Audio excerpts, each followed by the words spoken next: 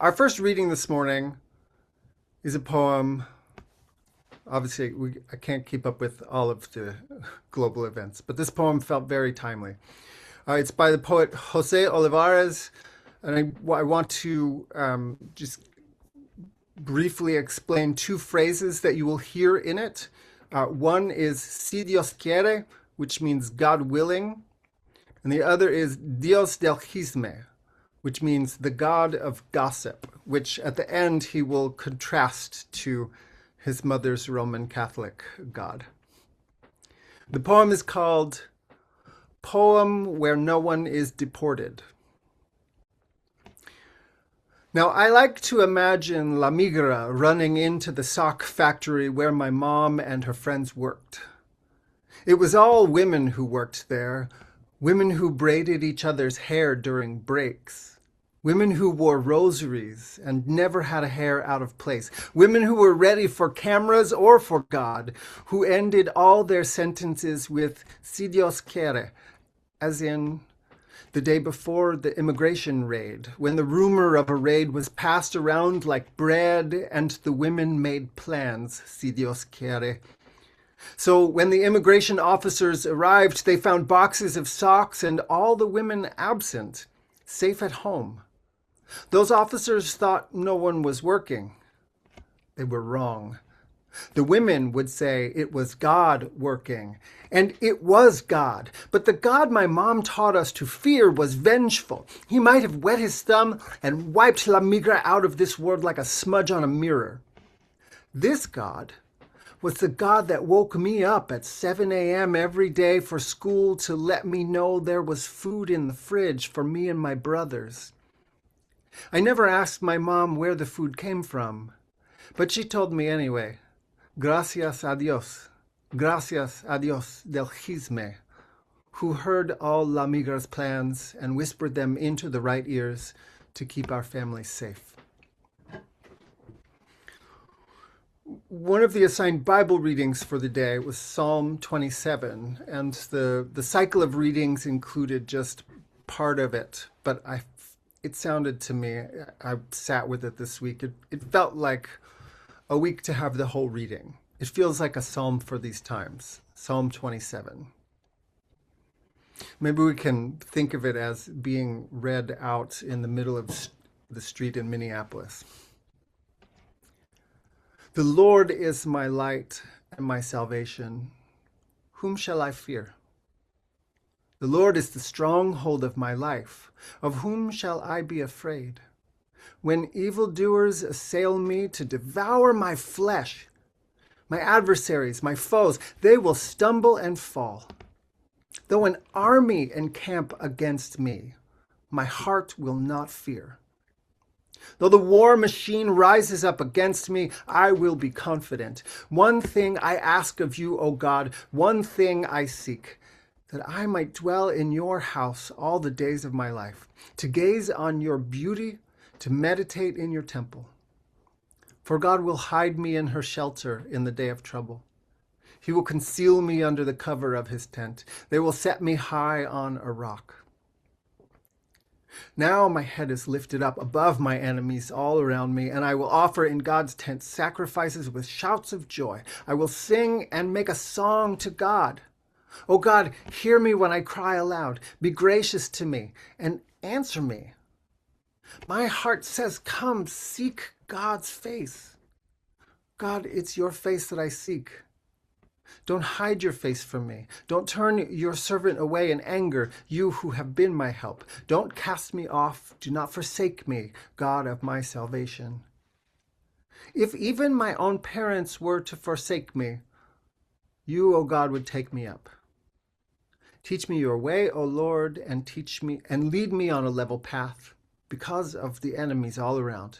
Do not give me up to the will of these enemies, for false witnesses have risen against me. They're breathing out violence.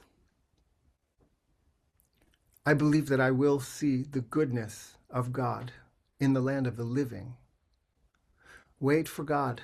Be strong. Let your heart take courage. Wait for God.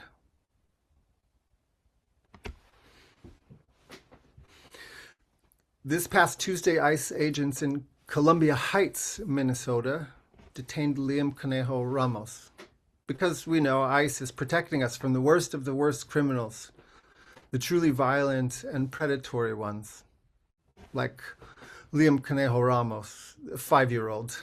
You've all heard this story by now. He'd just gotten home from school with his dad when masked agents approached them in their car in the driveway.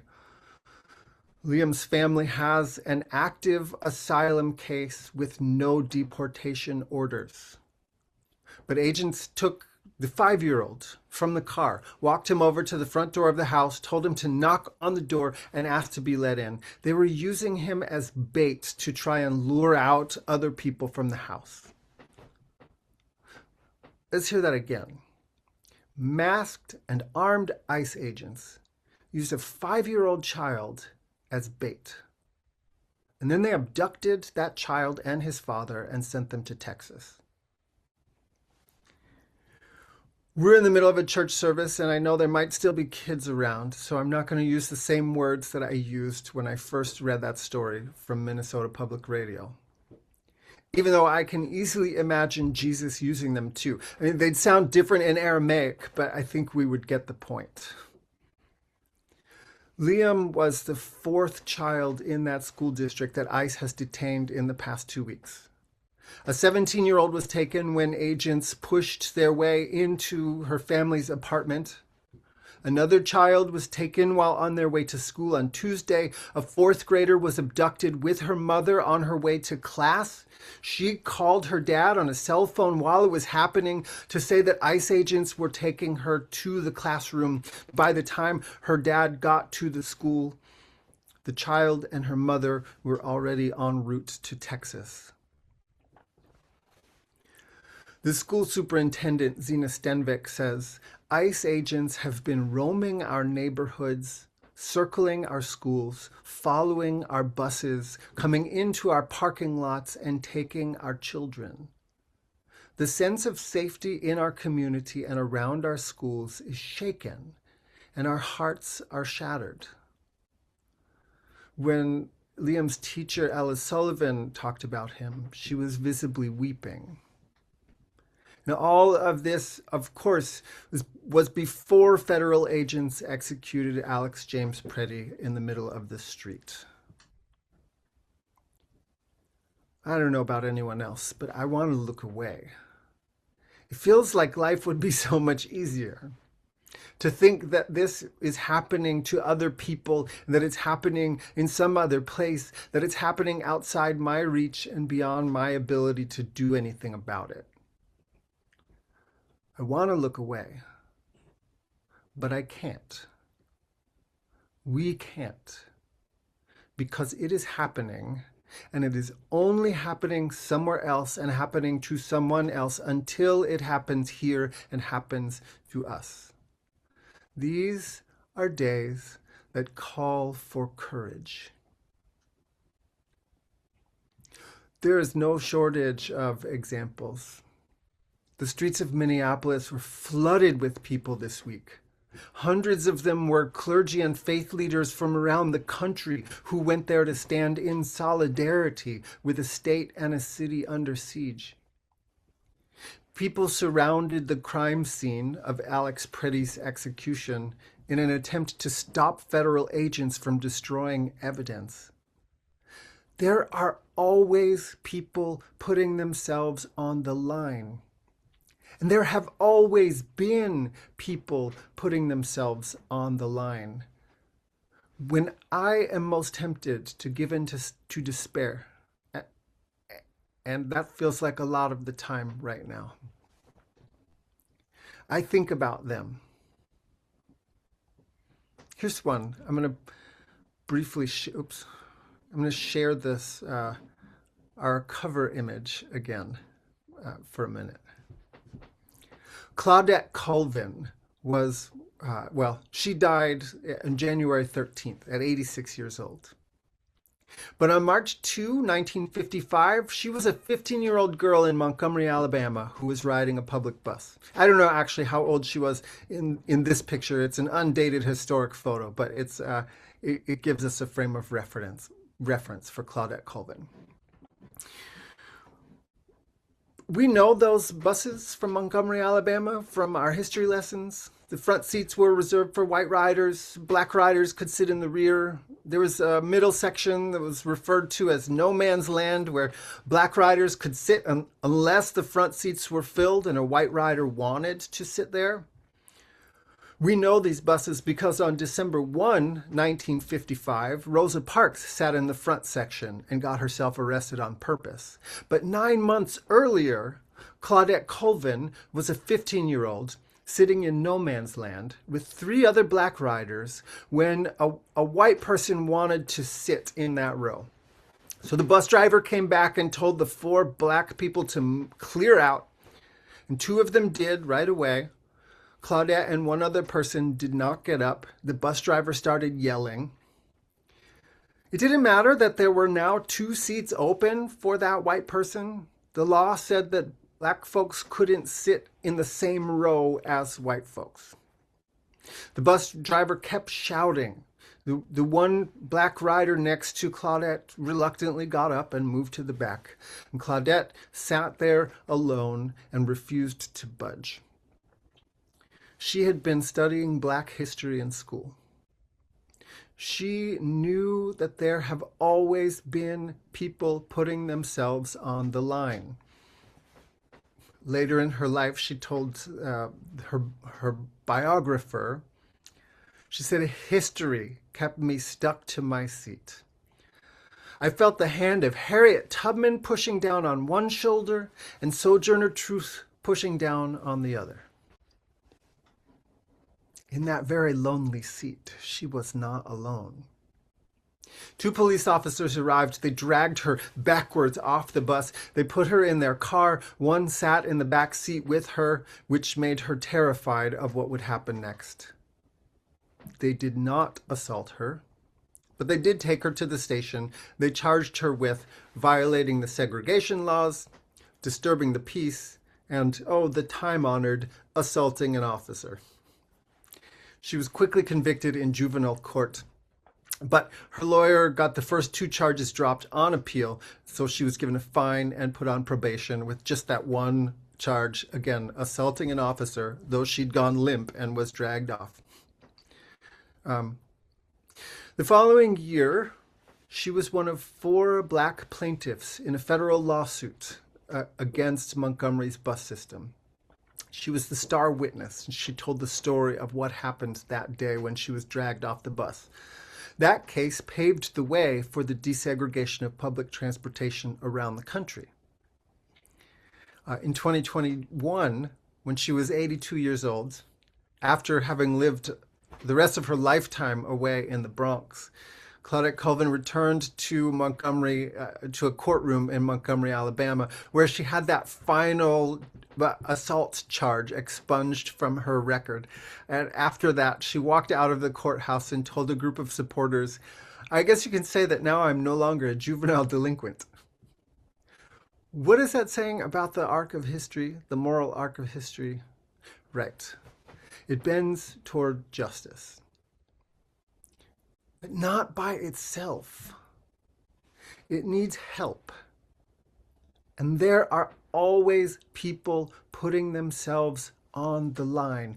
Harriet Tubman pushing down on one shoulder, Sojourner Truth pushing down on the other, and Claudette Colvin now telling us to plant our bodies in the way and be stumbling blocks to injustice.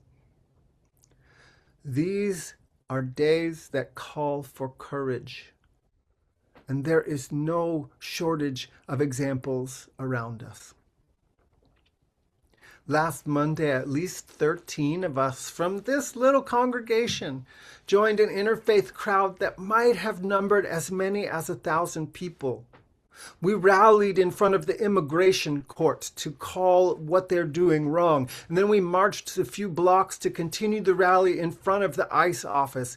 It was joyful and hopeful to be with that many people taking a public stand against the government's abuses.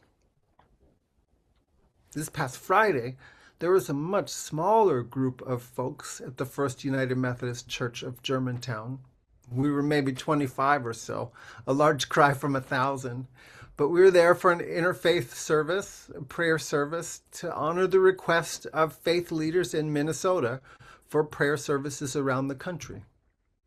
It was a different vibe than marching through Center City with hundreds of other people.